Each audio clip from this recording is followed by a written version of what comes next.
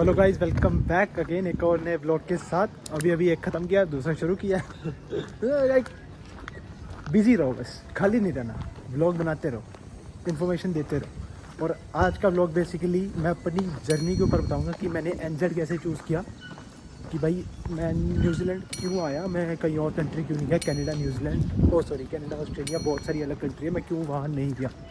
Firstly अगर मैं मतलब स्टार्टिंग से शुरू करूँ ना, तो भाई सबसे पहले मैंने 12th की थी 2022 में। तो उन्होंने 23 में किया, मैंने 23 एक साल छोटा मेरे से। तो भाई 22 में मैंने 12th की थी। और यार उसके बाद ही आपको पता है कि स्टार्टिंग से ही होता है सबको बाहर जाने का, पर यार वही पता नहीं था ये इधर से आना इधर से। तो भाई उसके बाद जैसे मेरी आपको याद होगा उस टाइम लॉकडाउन वगैरह चल रहा था, तो ना टर्म 1 टर्म 2 करके पेपर हुए थे CBSE के, तो हमारा लेट हुआ था, मतलब ख़त्म लेट हुई थी 12th। तो उसके बाद मैंने PT की जुलाई में मैंने PT स्टार्ट की थी, और मैंने सितंबर में पेपर दे दिया था। और भाई मेरे बहुत अच्छे ग्रेड आए थे, 73 ग्रेड आ गए थे। वो कहते हैं ना यार कि मतलब ये हवा में था, मैं हवा में कि 22 पास आउट, 73 मेरे PT में स्कोर आ गया, almost 7.5 band as compare to अगर आइल्स करोगे। भाई मैं चौथे आसमान में, यार बहुत खुश था मैं। बस उसी खुशी के चक्कर में मैंने मतलब बहुत लाइटली ले लिया कि भाई बाहर जाना है, 2022 पास आउट, कोई गैप नहीं है, PT में स्कोर अच्छा है। भाई मैं हवा में था भाई कि मेरा वीज़ा आएगा, मैं 2 मिनट में लगा दूंगा।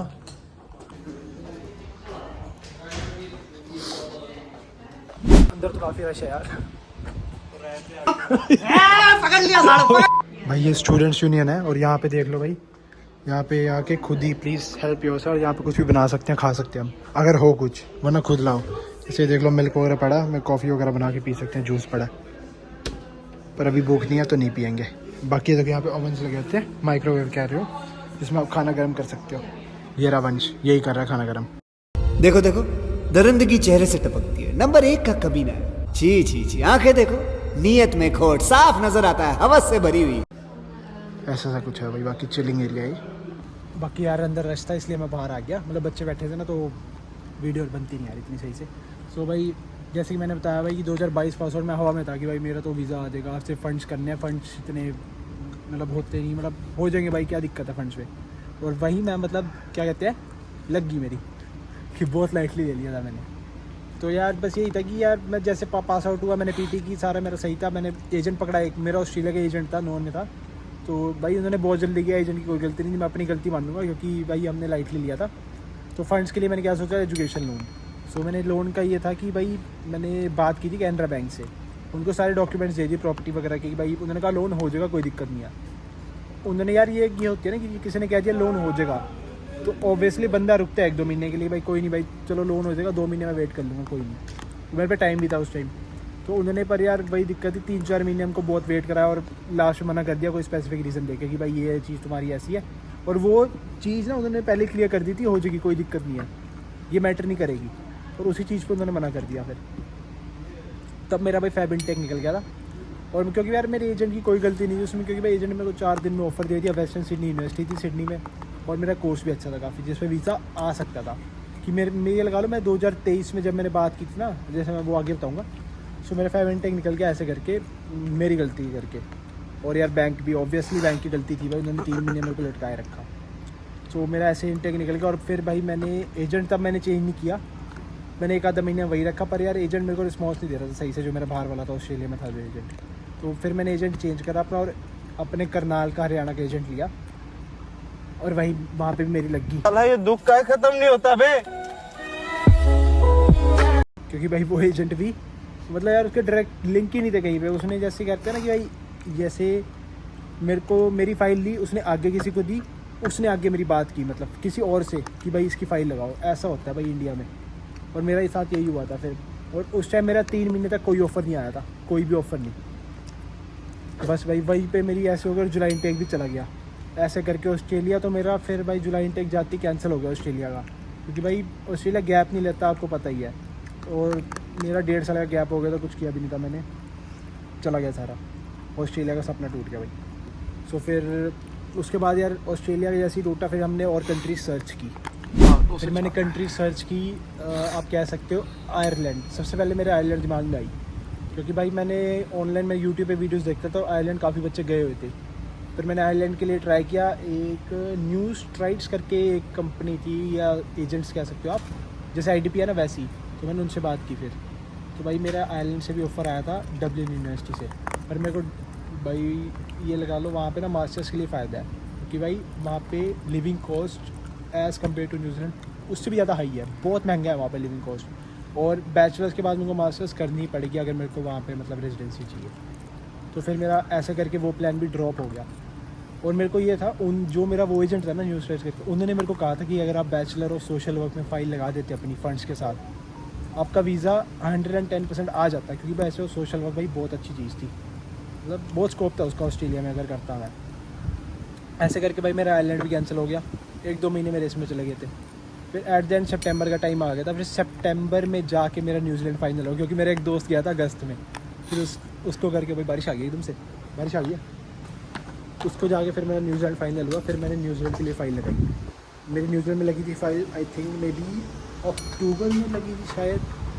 तो मेरी सबसे पहली फ़ाइल अक्टूबर में लगी थी न्यूजीलैंड की। मेरा न्यूजीलैंड का भी एक रिफ्यूज़ल आ चुका है भाई। सबसे पहला रिफ्यूज़ल ही न्यूजीलैंड का था मेरा, और कहीं का नहीं था।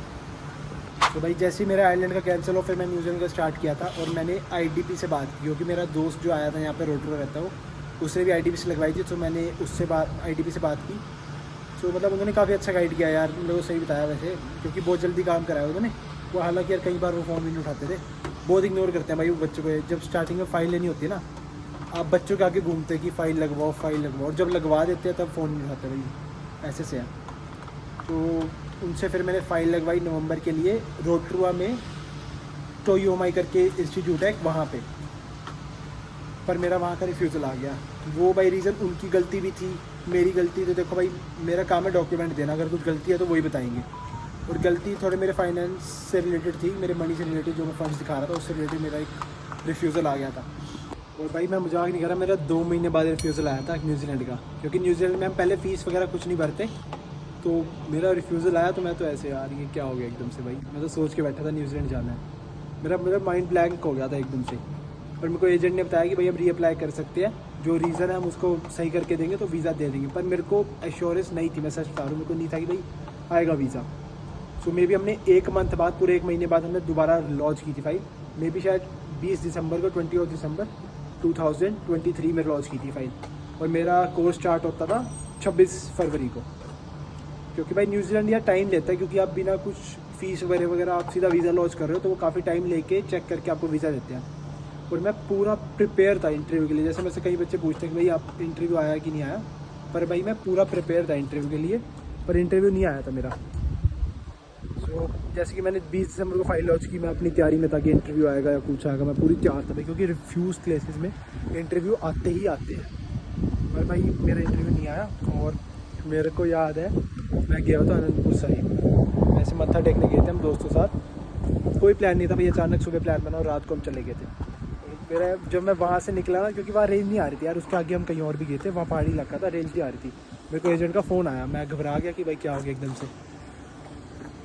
और भाई एजेंट भी पूरे मूड में थी, उसने मजाक किया कि भाई कहती भाई रुपेश आपका रिफ्यूज़ल आ गया। मैं ऐसे मैम कहती तीसरी बार भी अप्लाई करें। मैं तीसरी बार अम्मा बहन पे आ जाऊंगा मैं, इनकी अम्मा बहन पे आ जाऊंगा। मेरे मुंह से कुछ निकल जाएगा, मैं ऐसा था। वो कहती, फिर उसने एकदम से बोला कह रही टिकटें बुक करा लो। मैं क्यों? कह रही वीज़ा आ गया आपको, कंग्रेचुलेशन EIP आ गई है। मैं उस टाइम तो भाई मैं बहुत खुश था, बहुत खुश, क्योंकि भाई इतना टाइम हो गया मेरे को फ़ाइल लगाते हुए। मैं दोस्तों से बात करता था, वीज़ा नहीं आ रहे हमारे। फाइनली वीज़ा आ गया था, EIP आ गई थी मेरी। बस फिर मैंने घर वालों को खुशी दी, और ऐसे करके भाई मेरा न्यूजीलैंड का वीज़ा आया था। EIP के बाद भी मैं बताता हूँ क्या हुआ था। सो जैसे 9 फरवरी को मेरी EIP आई थी, और उसमें मेंशन था EIP क्या होती है मैं बता दूँ, एक्सेप्टेंस इन प्रिंसिपल, कि भाई उन्होंने एक्सेप्ट कर लिया कि आप न्यूजीलैंड आ सकते हो। पर उससे पहले अप्रूवल होती है, अप्रूवल इन प्रिंसिपल हो गई। सॉरी यही बात है। तो आपको फ़ीस भरनी होगी, अपनी फ़ीस भरनी होती है हमें। तो बेसिकली क्या था, उन्होंने ये 10 दिन का टाइम दिया था मेरे को कि भाई 10 दिन के अंदर अंदर आप फ़ीस भर दो, FTS दे दो। FTS भी होती है यहाँ पे, जैसे कनाडा में GIC है, यहाँ पे FTS होती है, और 20,000 न्यूजीलैंड डॉलर है। तो उन्होंने कहा था ये चीज़ें कर दो, आपको हम वीज़ा दे देंगे, मतलब E-वीज़ा दे देंगे। सो ये मैंने कर दी थी, और मेरा E-वीज़ा आ गया था। और फाइनली मैं 28 दिसंबर को मैंने फ़्लाइट कराई थी, और यहाँ पे मैं लैंड कर गया था न्यूजीलैंड में। और ये यूनिवर्सिटी में आया था मैं, देख लो। ओ सॉरी 28 28 फरवरी भाई मेरी फ़्लाइट थी, 1 को मैं यहाँ पे था। सो भाई ये थी मेरी जर्नी यार। इतना मैं डिटेल में कवर नहीं किया क्योंकि बहुत लंबी वीडियो बन चुकी, आप बोर भी हो चुके।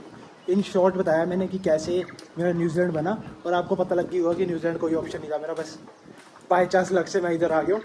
पर भाई मैं ग्लैड हूँ कि मैं यहाँ पे आया। भाई बहुत अच्छी कंट्री है, बहुत सुंदर है। जो मेरे को इंस्टा फॉलो करते होंगे आपने देखा ही होगा, बहुत सुंदर है भाई ये कंट्री।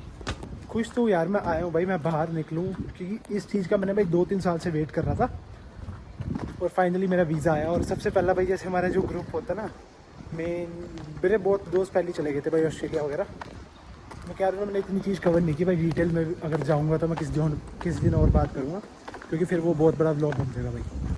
सो भाई ये थी मेरी जर्नी। शायद वीडियो काफ़ी लंबी बन गई हो यार, क्योंकि वैसे मैं सोचता हूँ यार सारी चीज़ें मैं कवर कर ही नहीं पाऊँगा, वो तो आने वाले व्लॉग्स में धीरे धीरे यार चीज़ें बताऊँगा। क्योंकि यार आपको पता है यार कितनी सारी चीज़ें होती हैं, क्या क्या सोचते हैं हम जब इंडिया में थे, क्या क्या मतलब बहुत चीज़ें होती है बीच में, वो सारी मैं नहीं बता पाया।